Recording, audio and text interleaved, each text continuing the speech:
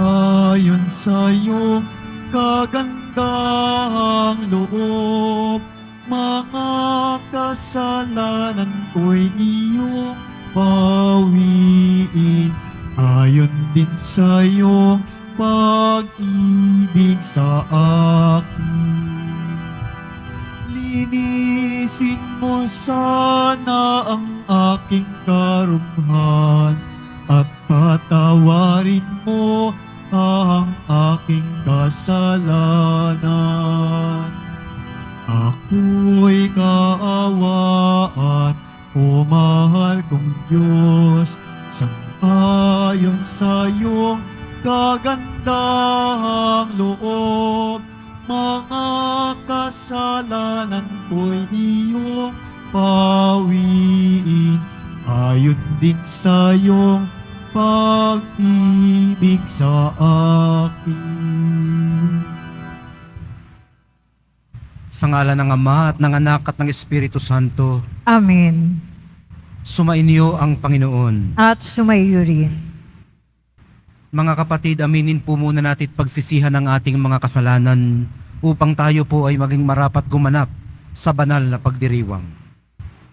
Inaamin ko Sa makapangyarihang Diyos at sa inyo mga kapatid, nalubha akong nagkasala sa isip, sa salita at sa gawa at sa aking pagkukulang. Kaya isinasamo ko sa mahal na Birheng Maria, sa lahat ng mga anghel at mga banal, at sa inyo mga kapatid, na ako'y ipanalangin sa Panginoong ating Diyos. tawaan tayo ng makapangyarihang Diyos, patawarin sa ating mga kasalanan at patnubayan sa buhay na walang hanggan. Amen. Panginoon, kaawaan mo kami. Panginoon, kaawaan mo kami. Kristo, kaawaan mo kami. Kristo, kaawaan mo kami. Panginoon, kaawaan mo kami. Panginoon, kaawaan mo kami. Manalangin tayo. Ama naming makapangyarihan, sa iyong pagtataguyod, ang aming mga ginagawa ay iyong pangunahan, at sa iyong tulong ay iyong subaybayan, upang lahat ng aming ginaganap ay sa iyo magbuhat, at sa pamamagitan mo rin humantong sa wakas, sa pamamagitan ni Hesukristo, kasama ng Espiritu Santo, magpasawalang hanggan. Amen. Magsiupo muna ang lahat.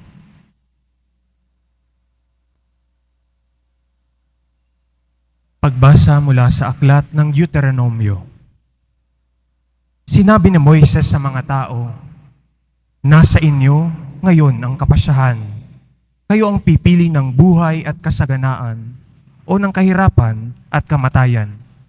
Kapag sinunod ninyo ang kautusan, inibig ang Panginoon at nilakaran ang kanyang mga landas, pagpapalain niya kayo sa lupaing ibibigay niya sa inyo.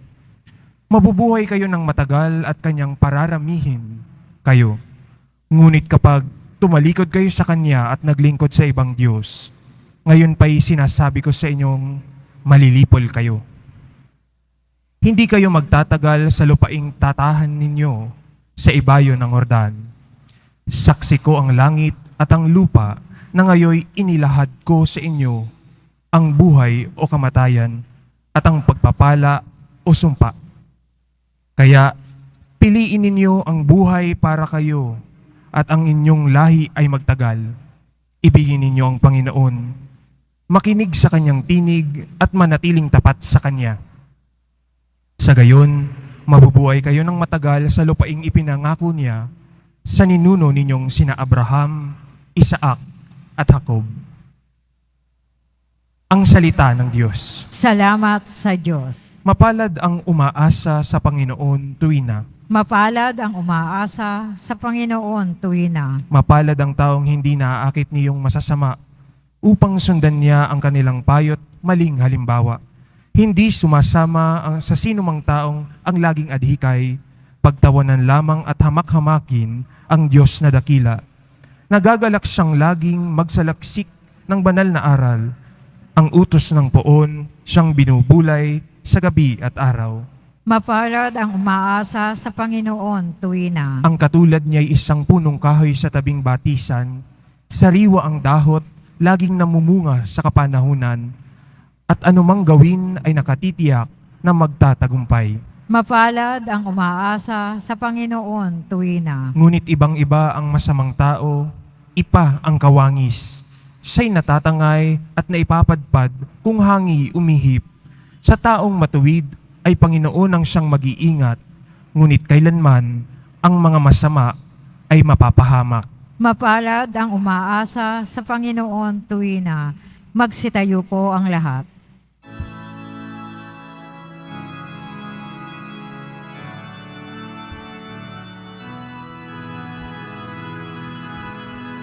Nagpupuri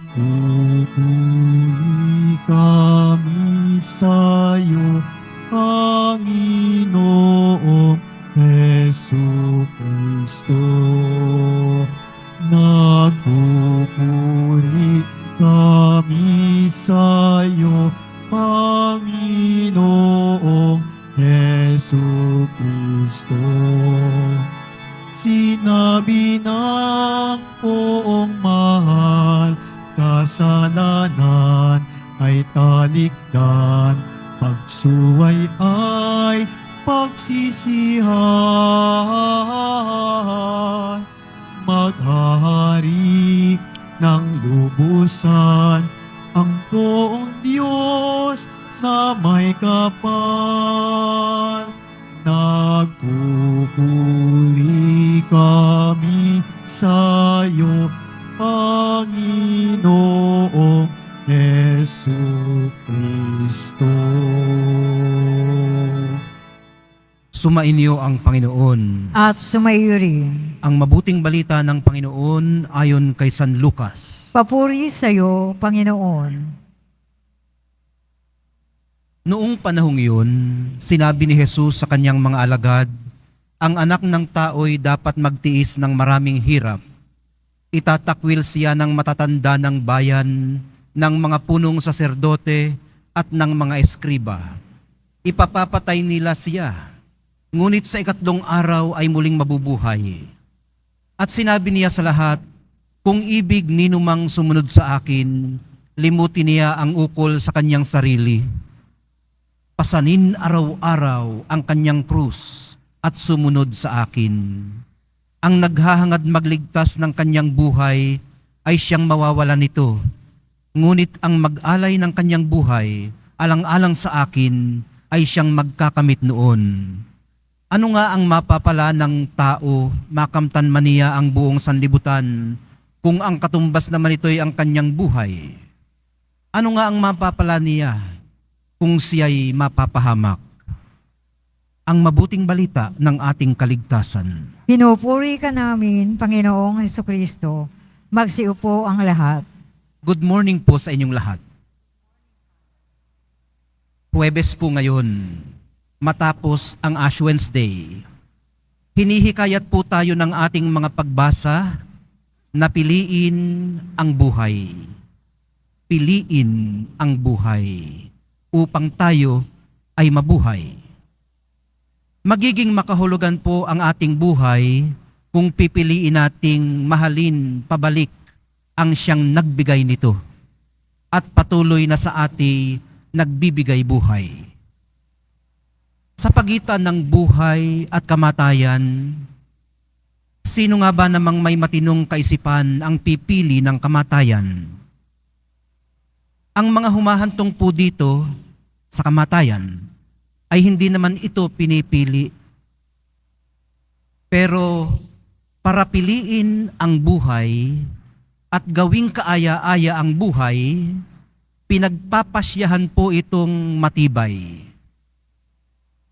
Pagpiling ginagawa, hindi ngayon lamang at biglaan, kundi araw-araw at pangmatagalan. Pamilyar po ang tema ng disyerto, lalo na sa panahong ito ng Kwaresma. Ang 40 araw na ito ay paggunita sa 40 araw at 40 gabing ginugol ng mahal na poong Jesus Nazareno sa disyerto. Nag-aayuno at nananalangin na pag-aalaala din sa 40 taong ginugol sa disyerto ng kanyang bayang pinili. Sa kanilang paglaya, Lagi na silang nahaharap. Magpahanggang ngayon sa pagpiling ito sa pagitan ng buhay at kamatayan, sa pagsunod at pagsuway. Maraming beses na nating napakinggan ang maraming beses din nilang pagsuway. Maaring hindi nila pinipili ang pagsuway, pero maaaring din namang pinipili nila ng tahasan. Gaya halimbawa ng paghuhulma ng mga idolo at gininto ang baka, ng pag-aalinlangan sa kanyang pagkalinga, at ng pagnanais pang bumalik sa pagkaalipin kaysa mamuhay ng malaya. Napakarami na rin nilang nasaksihang mga himala at kamanghamanghang gawa ng Panginoon. Ang salot sa Ehipto, ang pagbibigay daan ng dagat na pula, at ang manna buhat sa langit. Pero sa isang iglap lamang ay agad-agad din silang umaalpas, bumibitiw. Ano nga bang masyadong kaibahan natin sa kanila? Gaano kalimit nating kalimutan ang Diyos sa unang dagok pa lamang ng buhay? Tayong mga napalaya na sa kasalanan sa pamamagitan ng mga sakramento ng binyag at pakikipagkasundo. Tayong mga binubusog araw-araw ng tinapay ng buhay sa banal na Eucharistia. Gaano kalimit nating nililingon ng may pagnanais ang isang buhay na naiwan na natin. Yung dati nating buhay na atin kinasanayan at ang kaaliwang hatid ng kasalanan. So, paano po ba talaga pumili sa pagitan ng buhay at kamatayan? Paano natin nasasabing ang pinili po natin ay buhay? Para sa kanila, yung kaninang pinag-uusapan natin na bayang pinili ng Panginoon, ang hamon ay iwan na ang kanilang mga Diyos-Diyosan at makipag-ugnayan ng maayos sa Diyos. Pero hindi po doon natapos. Hinimok din po silang makipag-ayos sa isa't isa. Kumalinga sa mga dukha, magpatawaran at magpalaya sa mga bihag. Hindi rin naiiba sa hamon ng mahal na poong Jesus Nazareno sa atin ngayon. Kung ibig ninumang sumunod sa akin, wika niya, limutin niya ang ukol sa kanyang sarili, pasanin araw-araw ang kanyang krus at sumunod sa akin. Ang naghahangad magligtas ng kanyang buhay ay siyang mawawalan nito. Ngunit ang mag-alay ng kanyang buhay alang-alang sa akin ay siyang magkakamit noon. Ang krus na mistulang simbolo ng kaparusahan sa mga rebelde at kriminal. Ang krus na mistulang lumalarawan sa kamatayan ay ang krus ding naging instrumento ng tagumpay ng buhay laban sa kamatayan. Kung paanong ginabayan sila noon patungo sa lupang pangako, gayon ding ginagabayan tayo ngayon patungo sa buhay na walang hanggan dahil nakakapit tayo sa krus ng mahal na poong Jesus Nazareno. Nakikinig tayo sa kanyang nag-aanyaya sa ating sumunod sa kanya. Siya na nauna na sa atin sa disyerto para tuksuhin ng diablo. Siya na nauna nang nagpasa ng krus na nararapat sana ay sa atin. Siya na nauna nang dito'y namatay para tayo ay mabuhay. Sa ating mga kahinaan, minamahal kong mga kapatid, kumapit lang po tayo sa krus. At yakapin ang pag-asang hatid nito sa atin.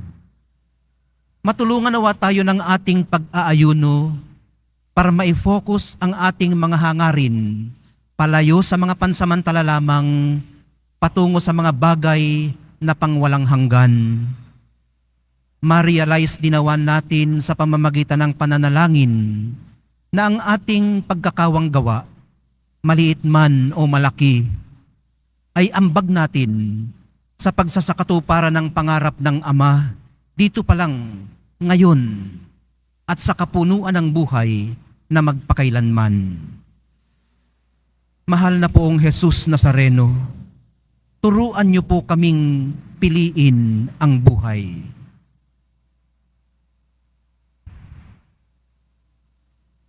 Magsitayo ang lahat.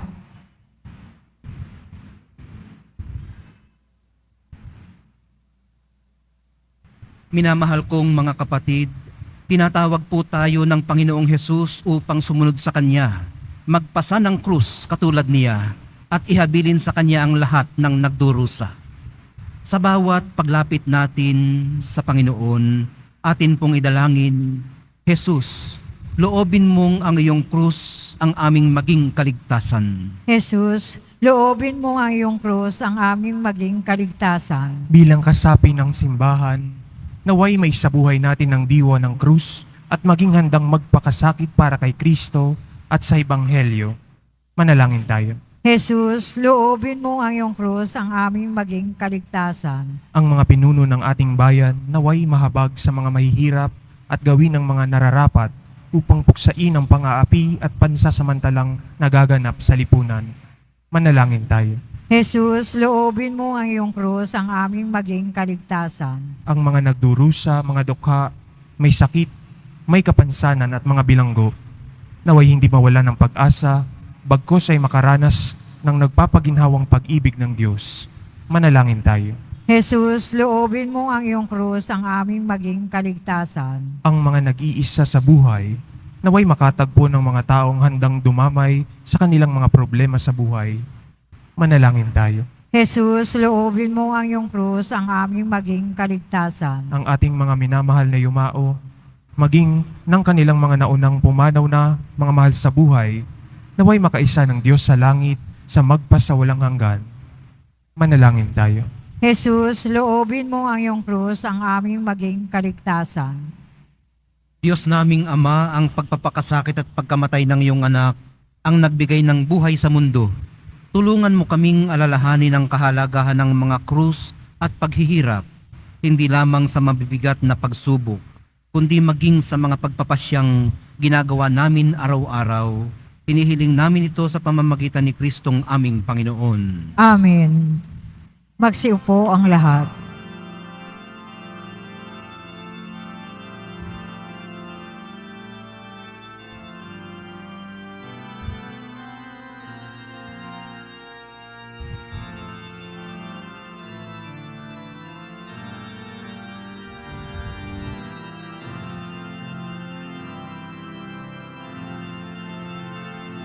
Sa'yo, Ama, aming handog ang tinapay at alak na ito, handog ng iyong bayang sumasamo, humihingi ng patawad mo.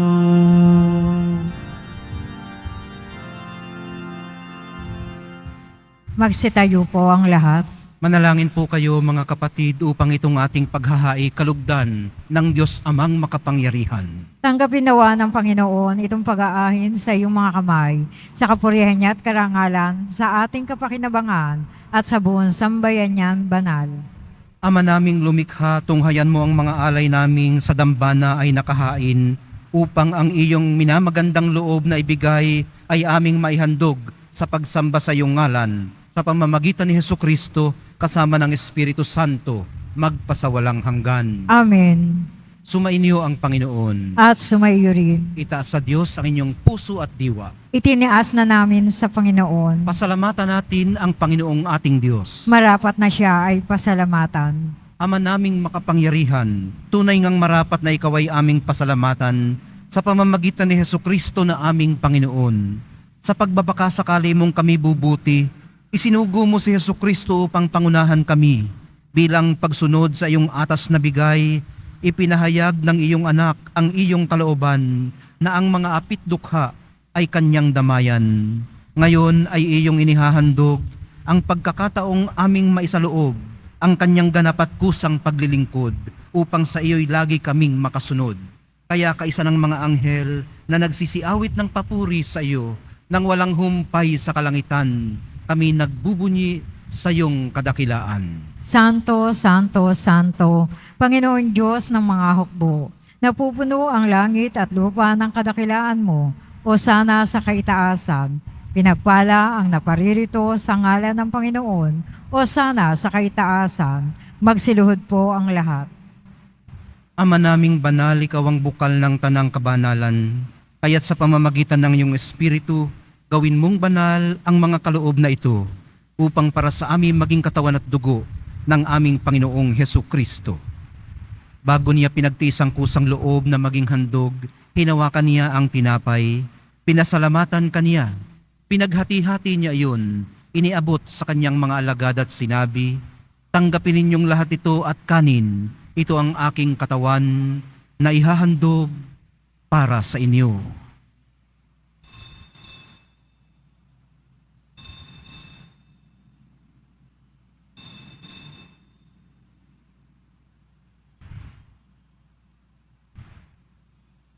Gayon din naman noong matapos ang hapunan, hinawakan niya ang kalis.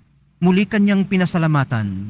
Iniabot niya ang kalis sa kanyang mga alagad at sinabi, "Tanggapin ninyong lahat ito at inumin. Ito ang kalis ng aking dugo, ng bago at walang hanggang tipan, ang aking dugo na ibubuhos para sa inyo at para sa lahat, sa ikapagpapatawad ng mga kasalanan. Gawin ninyo ito sa pag-alaala sa akin."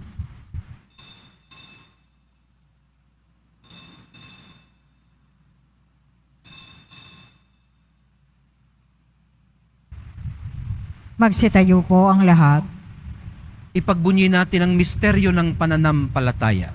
Si Kristo'y namatay, si Kristo'y nabuhay, si Kristo'y babalik sa wakas ng panahon. Ama, ginagawa namin ngayon ang pag-alala sa pagkamatay at muling pagkabuhay ng iyong anak.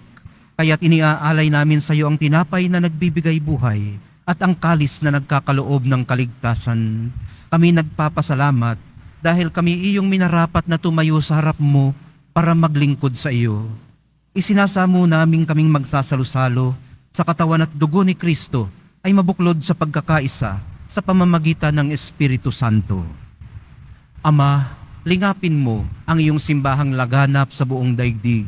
Puspusin mo kami sa pag-ibig, kaisa ni Francisco na aming Papa at ni Jose na aming Obispo at ng Tanang Kaparian. Alalahanin mo rin ang mga kapatid naming nahimlay nang may pag-asang sila'y muling mabubuhay, gayon din ang lahat ng mga pumanaw. Kaawaan mo sila at patuloyin sa iyong kaliwanagan.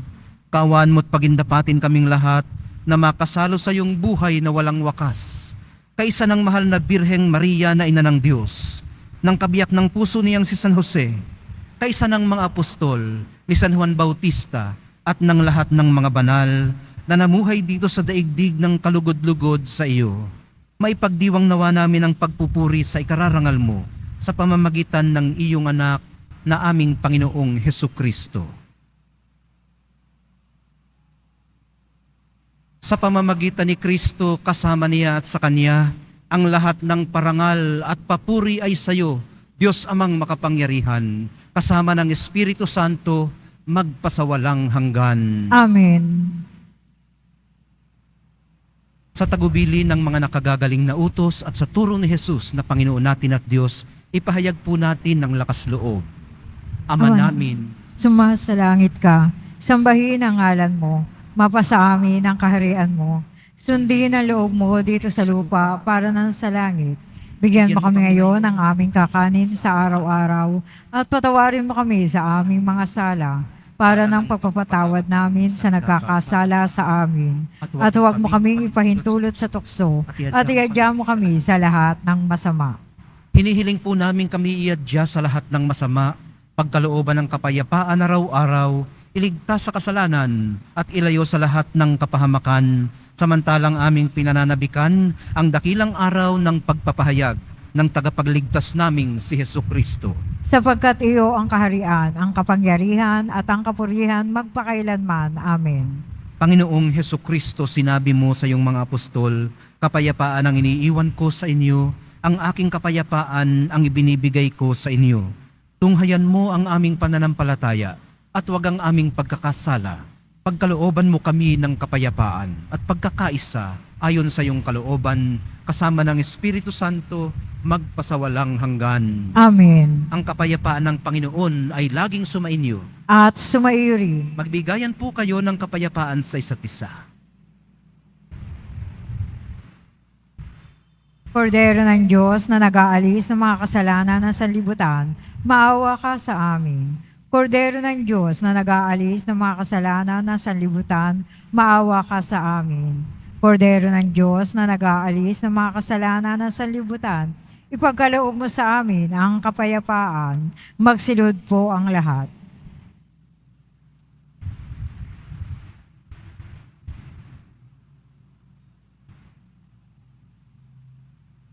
Ito ang kordero ng Diyos. Ito ang nag-aalis ng kasalanan ng sanlibutan. Mapapalad ang mga inaanyayahan sa piging ng kordero. Panginoon, hindi ako karapat-dapat na magpatuloy sa iyo, ngunit sa isang salita mo lamang ay gagaling na ako.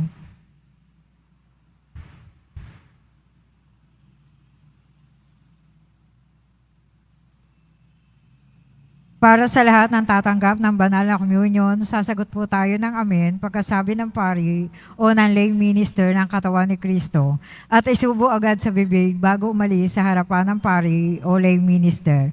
Maraming salamat po.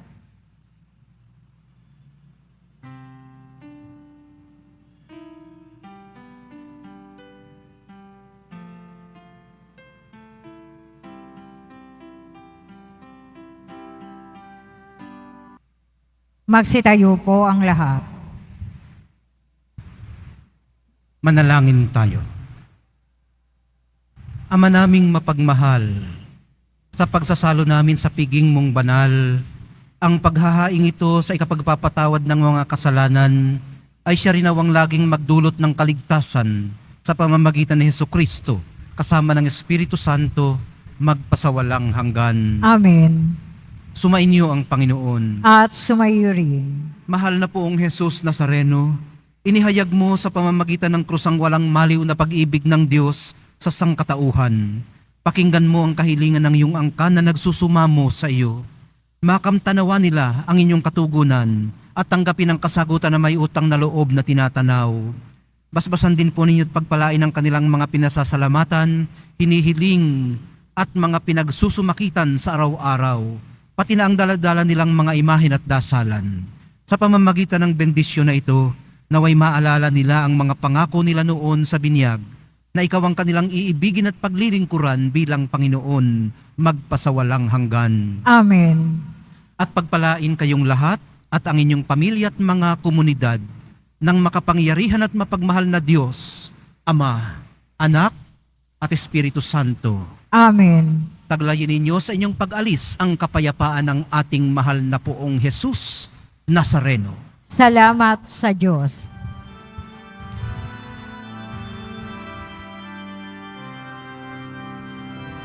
Cristo Padre Jesus Nazareno, sinasamba ka namin. Iniintuho ka namin, aral mo ang aming buhay at kaligtasan. Nuestro Padre Jesus Nazareno, iligtas mo kami sa kasalanan. Ang krus mong kinamatayan ay sagisag ng aming kaligtasan. Nuestro Padre Jesus Nazareno, dinarangal ka namin. Nuestro Padre Jesus Nazareno, nilulwalhati ka namin. Nuestro Padre Jesus Nazareno, dinarangal ka namin. Nuestro Padre Jesus Nazareno, nilulwalhati ka namin.